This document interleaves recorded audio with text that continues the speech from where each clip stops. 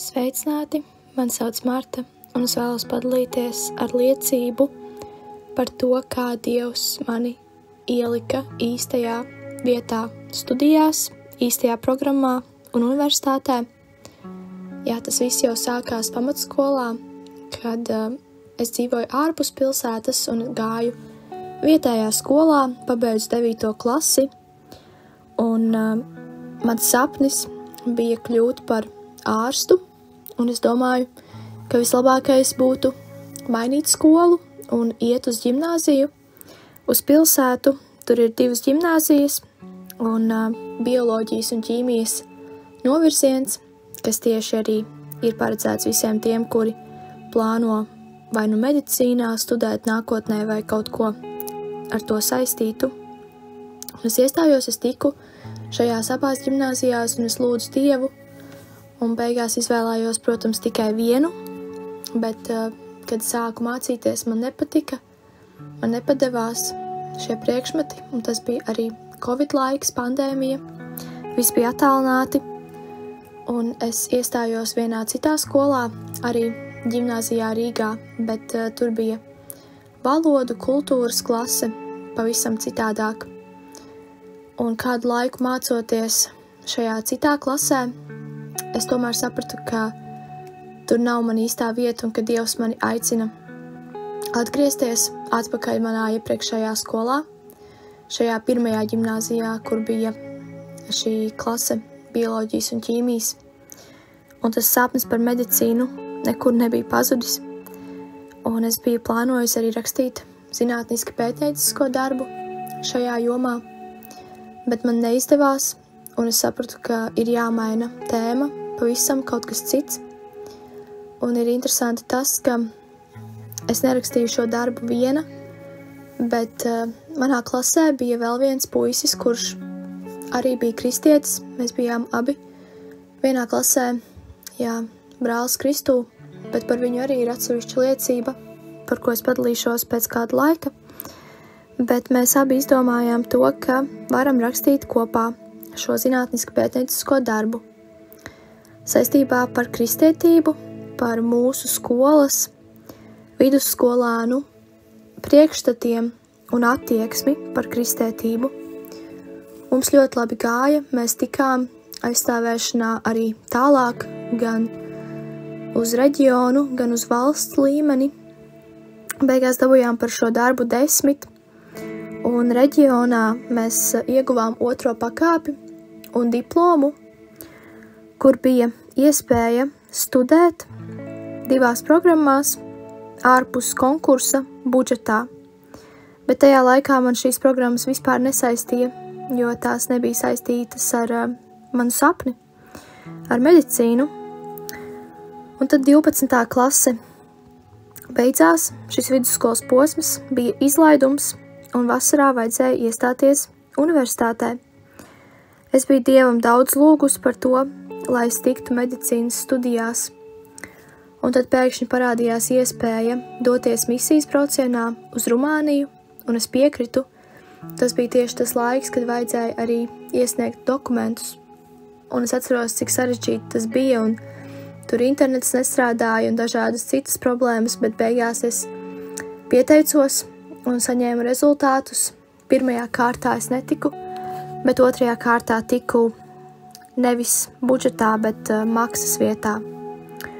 Un tā es domāju, ka labi, varbūt tas ir tas īstais, un sāku braukt ar vilcienu uz turieni, bet man nepatika, un es katru dienu domāju, ko es šeit vispār daru, kāpēc es šeit esmu. Varbūt šis nemaz nebija Dieva plāns manai dzīvei. Un bija arī kādi citi kristīgi draugi, kuri par mani lūdza, un viņi saņēma, ka Dievs kaut ko citu man ir paredzējis, un ka vienkārši šim medicīnas ceļam tiek likti priekšā akmeņi, tā kā vesels mūris, un ka tur nav ceļa.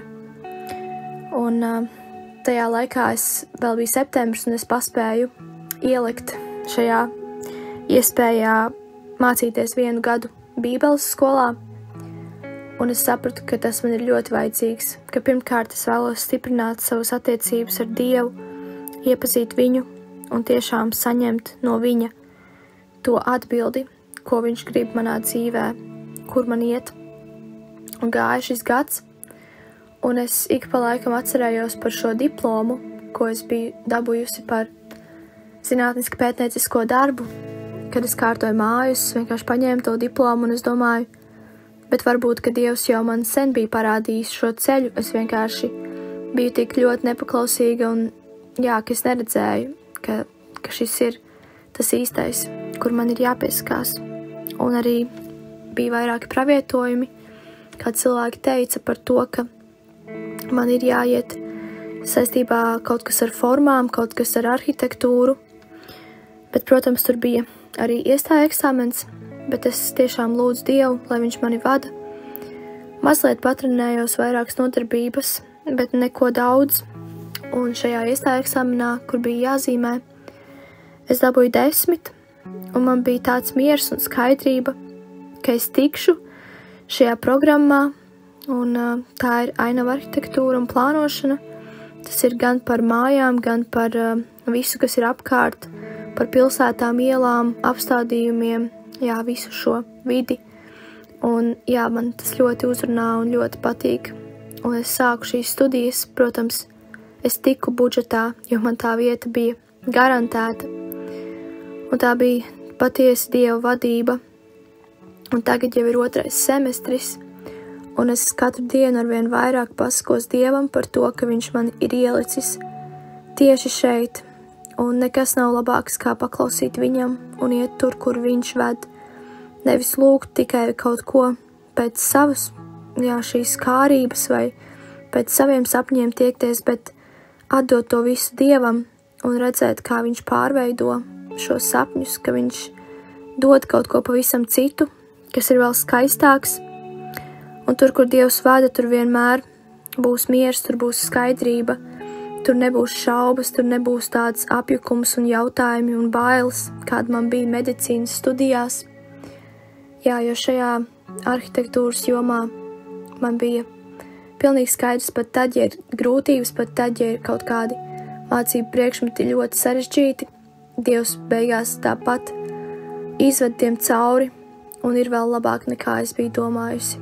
Tāpēc iet kopā ar to kungu vienmēr, katrā solī, jo viņš ir tas, no kura nāk visa gudrība, viņš dod skaidrību, viņš dod sapratni, un pats galvenais, ja ir pieļautas kaut kādas kļūdas, vajag tās nožēlot, un Dievs piedos un vadīs tālāk pa to ceļu, pa kuru mums katram ir jāiet, jo viņš ir aicinātājs, un viņš ir arī darītājs. Tas kungs ir uzticams, un viņš to, ko viņš saka, to viņš izdara. Esiet svētīti. Labais skolotāj, paldies, ka tu mūs māci un skolo mūsu šīs zemes darbos. Un tu pats arī esi strādājis savām rokām un arī mācījies un apgūsi šo amatu, šo galdnieku amatu. Paldies Tev, kungs, ka Tev nav svešas visas lietas, kas ar mums notiek, kas notiek ar mums, kā ar miesu un asinīm, jo Tu pats esi, kungs, arī bijis īsts cilvēks un patiesa Dievs. Paldies Tev, kungs, ka Tu ievedi mūs katru mūsu ceļos, mūsu profesionālajos ceļos. Paldies, kungs, ka Tu vienmēr atbildi tad, kad mēs lūdzam pēc savu aicinājumu, ka mēs lūdzam, lai mēs esam tajā vietā, kur Tu mūs vēlies redzēt, jo Tu redzi mūsu dzīvi kopumā. Paldies Tev, kungs, ka durvis aizverās tur, kur mums nevajag iet, un paldies, ka viņas atverās, un nasta ir viegla, un viss šis process ir viegls un patīkams, tad, kad mēs ejam Tevos ceļos. Paldies Tev, kungs, par šo neredzamo pasauli, kuru mēs sajūtam ar sirdi, un kuru mēs redzam kā atbildētas lūgšanas ar dvēseli, kuru mēs varam sajust. Paldies Tev, kungs, ka Tu mūs vadi, ka Tu neatstāji mūsu bāreņus, ka Tu mūs esi pieņēmis, ka Tu mūs vadi un ka Tev nav vienaldzīga mūsu dzīve. Tiešām slavu Tev, kungs. Slavu Tev, kungs, ka Tava roka ir allaž ar mums un ka tava apredzība visu redz un visu jau ir paredzējusi. Paldies, ka labas un svētības pilnas dāvanas ir pie tavas rokas. Un dod, kungs, žēlastību šodien pieķerties pie šīs tavas rokas, ne dāvanu dēļ, bet tavas sirds mīlestības dēļ. Tiešām, kungs, es lūdzu par visiem klausītājiem, par tiem, kur ir savā vietā, kuri jūt, ka viņi ir tur, kur tu vēlies būt, kungs, ka tu svētī, ka viņi var nest augus bagātīgi. Un es lūdzu, kungs, par šiem klausītājiem un kopā ar šiem klausītājiem, ka mēs varam atsaukties tavam aicinājumam saredzēt viņu, kungs, dari skaidru šo aicinājumu, kur tu vēlies, lai mēs esam, kādu darbu daram, kādas studijas mācamies, kādas attiecības, lai piedzīvojam. Nāc, kungs, vadi mūsu svētais gars un palīdz sadzirdēt tavu balsi un sekot tev, labais gans.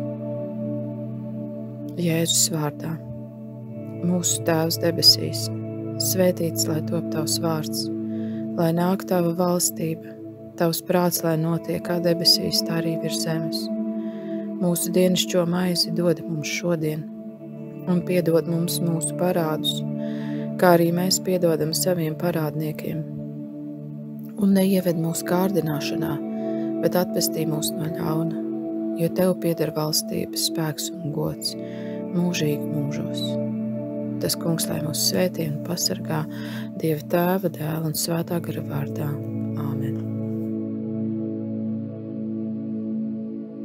Aicinu piedalīties audio liecību projektā Mīlestības ceļš liecībās arī tevi. Ieraksti balss ziņās savu stāstu, kā Dievs sevi ir tev atklājis, ko viņš ir darījis un kā Jēzus ir tev palīdzējis, uzmundrinot, samīļojot, dziedinot, stiprinot. Esi daļa no dzīvā evaņģēlija pasaulē un ieraksti savu audio liecību telefonā, izmantojot balss ieraksta aplikāciju un nosūti to uz e-pastu liecības@gertrude.lv.